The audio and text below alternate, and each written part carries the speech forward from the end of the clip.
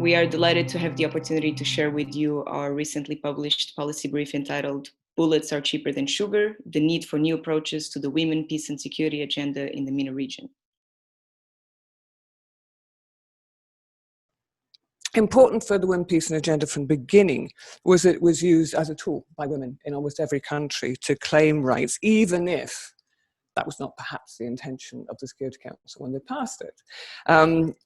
I hear all the time from those in the UN about the Women, Peace and Security Agenda that it's complicated to ensure women's participation. It's complicated to try and ensure that they are part of governance structures so that they can effect real prevention. Of course it's complicated, but that doesn't stop, that must not stop them actually rethinking the way in which peace processes and governance is done more broadly. They always find a subtle way around to avoid that real participation. And I think that comes out very, very strongly throughout the report. So the report has focuses on different sections, different issues: participation, militarization and its impact on women and girls, and accountability.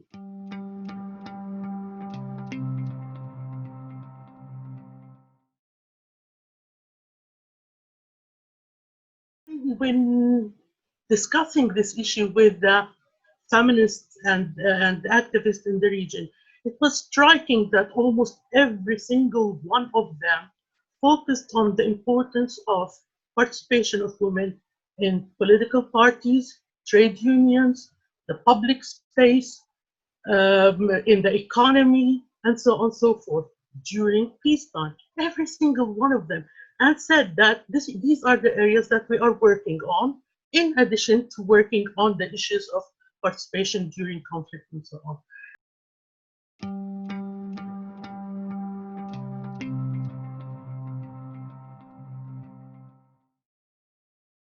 Some children in besieged area in Syria didn't know what is banana.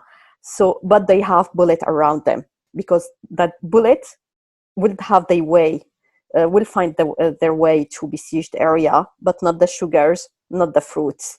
So I think it's very important for Security Council members to think when they are providing and producing arms that they can on the same time fund women and peace participation and putting so much compliance rules and everything while they are part of the systems that is providing arms to the conflict parties. Military spending is increasing and spending for other issues, for human rights related areas, is decreasing. So that's one major area that the Security Council itself is totally silent on, and states are totally silent on.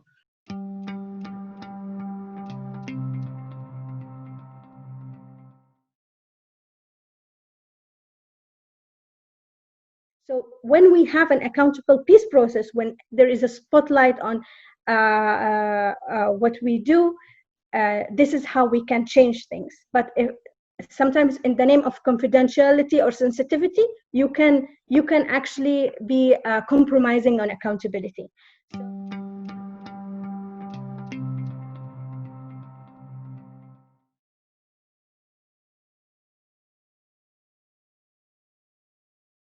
What is absolutely true is that we have an agenda.